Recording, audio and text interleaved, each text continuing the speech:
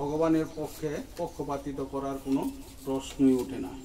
হরে কৃষ্ণ। তো যাই হোক, আমাদের পূর্ববর্তী শ্লোকে বোধহয় এই নিয়ে একটু প্রশ্ন ছিল, তো সেই প্রশ্নের উত্তর ভগবান শ্রীকৃষ্ণ এখানে দিয়েছেন।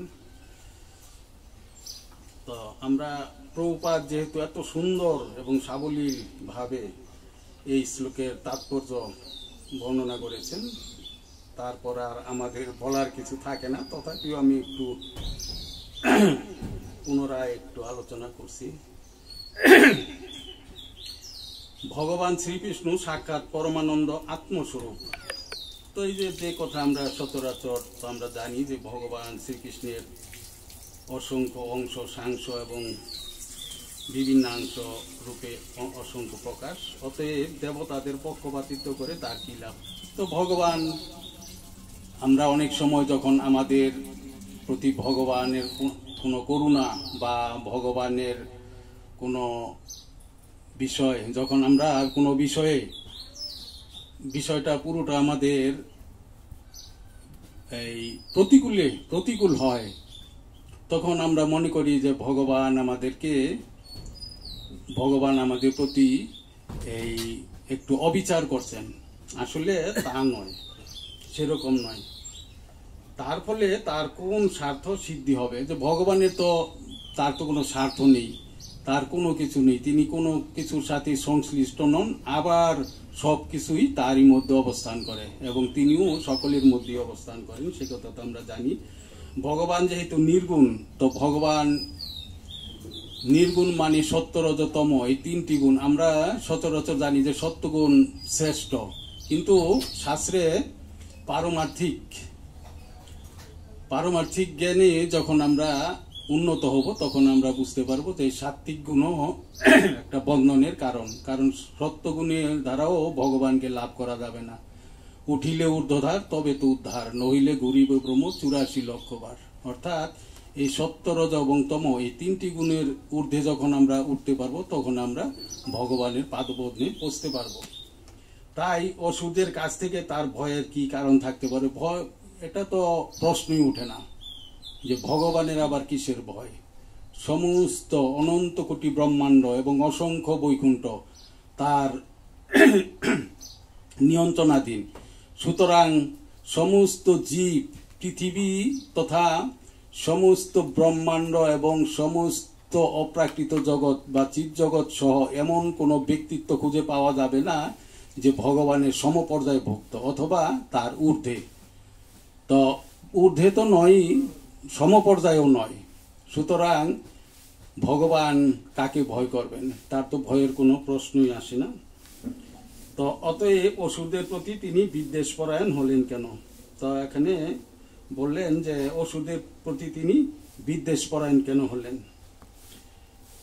আমাদের সবসময় পরা প্রকৃতি এবং জরা প্রকৃতির পার্থক্য স্মরণ রাখা উচিত। তো আমরা যারা এই পারমার্থিক জগতে যাদের বিচরণ, আমরা যারা একটু সামান্য, আপনারা তো বুঝেন, আমি হয়তো বুঝি না, তো মোটামুটি আমরা জানি যে এই যে মাইক জগৎ, এটা হলো প্রাকৃত জগৎ। এই প্রাকৃত জগতের ঊর্ধ্বে আরেকটা অপ্রাকৃত জগৎ রয়েছে, যাকে চিৎ জগৎ বা চিন্ময় জগৎ বলা হয়।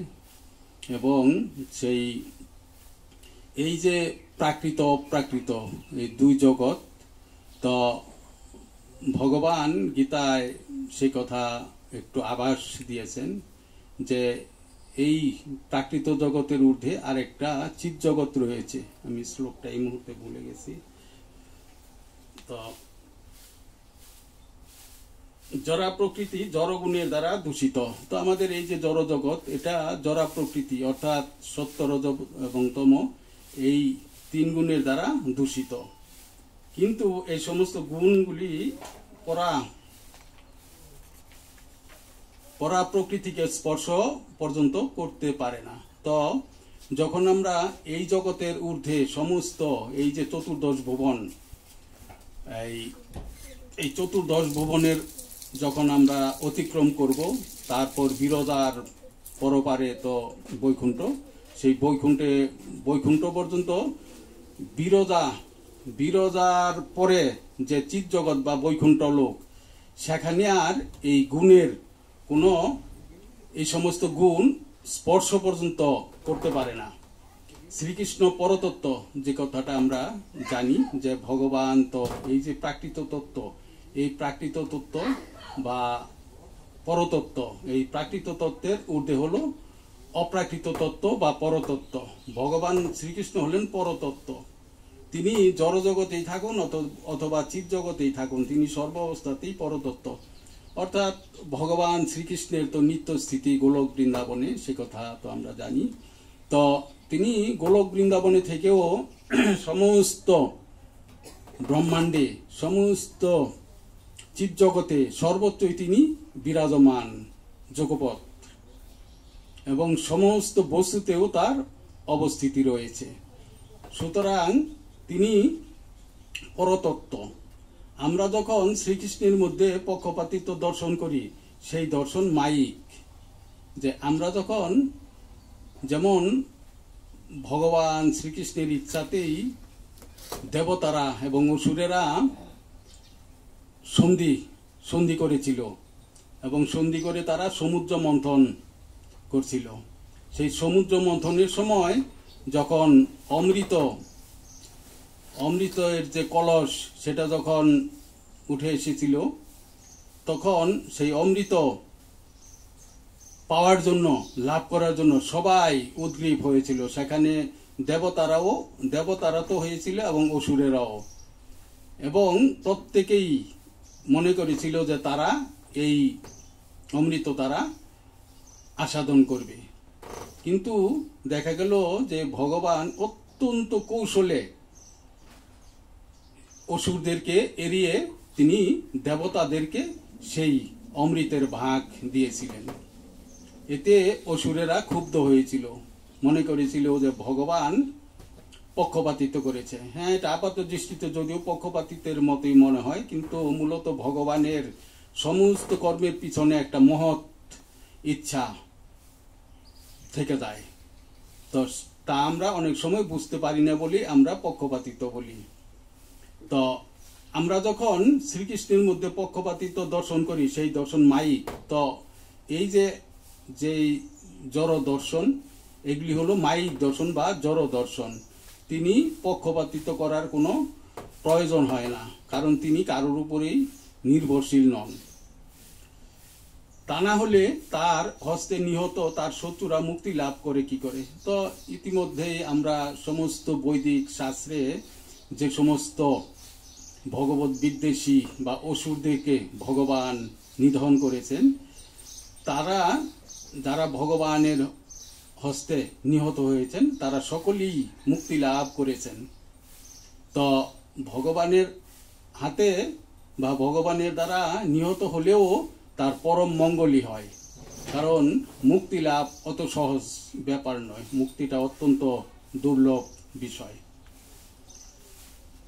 যারাই ভগবানের সান্নিধ্যে আসেন তারাই ক্রমশ ভগবানের গুণাবলী অর্জন করেন। তো এই যে আমরা ভক্তিপথে আজকের এই শ্রীল প্রভুপাদের অশেষ কৃপা এবং ভগবানের কৃপায় এই যে আজকে আমরা আন্তর্জাতিক কৃষ্ণ ভাবনামৃত সংঘের পতাকা তলে আমরা সমবেত হয়েছি, যার ফলে আজকে আমরা শাস্ত্রের কিছুটা অংশ আমরা জানতে পেরেছি। কিন্তু এটা যদি এই ভক্তি জগতে না আসতাম তাহলে জানা আমাদের পক্ষে সম্ভব হতো না। তো এই যে ভগবান, যারা শুদ্ধ ভক্ত তারা তো গোলকে বৈকুণ্ঠে ভগবানের যে সেবা, ভগবান নারায়ণ, সেখানে নারায়ণ হলেন ভগবানের বিলাস মূর্তি। তো সেই নারায়ণের সমস্ত বৈকুণ্ঠবাসীরা ভগবান নারায়ণের সেবা করেন, এবং সেখানে নারায়ণ যে ঐশ্বর্যভাবে লীলা বিলাস করেন, সবাই সেই লীলায় তারা ভগবানের সেবা করে থাকেন লক্ষ্মী সহ। কিন্তু তার ঊর্ধ্বে যে গোলক বৃন্দাবন রয়েছে, সেই গোলক বৃন্দাবনে সেখানে যারা দাস্যভাবের সেবা করেন তারা বৈকুণ্ঠে উত্তীর্ণ হতে পারবেন, তাদের গতি হবে বৈকুণ্ঠ লোকে। কিন্তু সখ্য, বাৎসল্য এবং মাধুর্য রসে যারা সেবা করবেন তাদের গতি হবে গোলক বৃন্দাবনে। সেখানে ভগবানের তো নিত্য স্থিতি, দিবস মুরলীধর শ্যাম সুন্দর রূপ তার সেখানে। তো সেখানকার সমস্ত জীবেরাই ভগবানের, কেউ হয়তো পার্শ্বদ, কেউ গোপিকা রূপে বা সহস্র শত লক্ষ্মী রূপে ভগবানই নিরন্তর সেবা করেন। আর সেখানে আবার ভগবান, যদিও আমরা জানি যে ভগবানের কোনো মা বাবা বা আত্মীয় স্বজন নেই আমাদের এই জড়জগতের মতো, তথাপিও তিনি তার ইচ্ছার দ্বারা লীলাবিলাসের জন্য, লীলাবিলাসের নিমিত্তার্থে তিনি তার সেখানে মা বাবা নিত্য পার্শ্বদ সবাই সেখানে রয়েছেন। সেখানে সেই যে জড়জগতে ভৌম বৃন্দাবনে ভগবান দাপর লীলায় যে লীলাবিলাস করে গিয়েছেন, সেখানে তার মাতা যশোদা মা। তো সেই যশোদা এবং নন্দ মহারাজ গোলকেও সেখানে তারা তাদের